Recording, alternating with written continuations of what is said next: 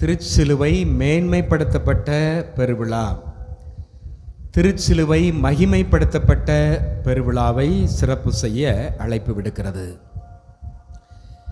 இதனுடைய வரலாற்று பின்னணி என்ன? கிபி 4ஆம் நூற்றாண்டிலே கான்ஸ்டன்டைன் என்ற உரோமை பேரரசன், அவருடைய தாய் ஹெலனா புனித பூமிக்கு சுற்றுப்பயணம் மேற்கொண்டார்.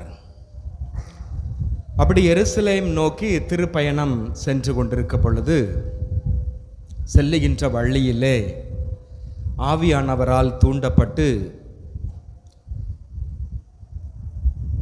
ஒரு தூண்டுதல்,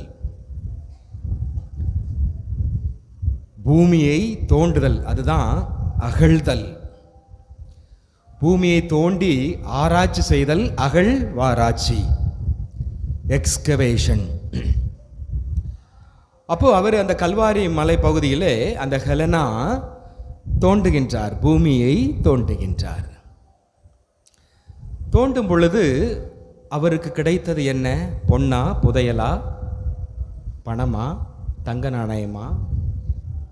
என்ன கிடைச்சிருக்கும்? சிலுவை கிடைச்சது. 3 சிலுவை கிடைச்சது. அப்போ அவளுக்கு அடுத்து ஒரு ஆர்வம், இந்த 3லே யார், எது இயேசு தொங்கிய சிலுவை? சோதித்தறிய ஆசைப்பட்டாள். ஒரு படுக்கையில் இருக்கும் பெண்மணி, அந்த பெண்மணிட்ட 3 சிலுவையும் கொண்டு போய் கொடுத்தா. அம்மா தொடுங்க. முதல் சிலுவையை தொட்டால் எந்த மாற்றமும் இல்லை. 2வது சிலுவையை தொட்டார், எந்த மாற்றமும் இல்லை.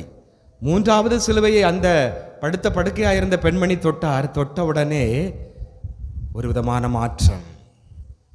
அவள் இத்தனை நாட்களாக நோய்வாய்ப்பட்டிருந்த அந்த நோய் சுகம் பெற்றதை உணர்ந்தாள். நான் சுகம் பெற்று விட்டேன் என்று சொன்னார். உடனே ஹெலனாவுக்கு அவருடைய சோதனை வெற்றி பெற்றது. அப்போ இந்த சிலுவை தான் இயேசு சிலுவையில் அறையப்பட்ட சிலுவை. உடனே அந்த சிலுவையை அந்த கல்வாரி மலையிலே இருக்கக்கூடிய அந்த கல்வாரி கோவிலாக அந்த கல்வாரி மலையிலே ஒரு ஆலயம் கட்டி எழுப்பினார். கிபி 335ஆம் ஆண்டு செப்டம்பர் 14ஆம் தேதி அது அர்ச்சிப்பு செய்யப்பட்டது. இதுதான் வரலாற்று பின்னணி. இன்னும் நாம் வரலாறை ஆழமாக ஆராய்ந்து பார்க்கும் பொழுது இந்த திருச்சிலுவை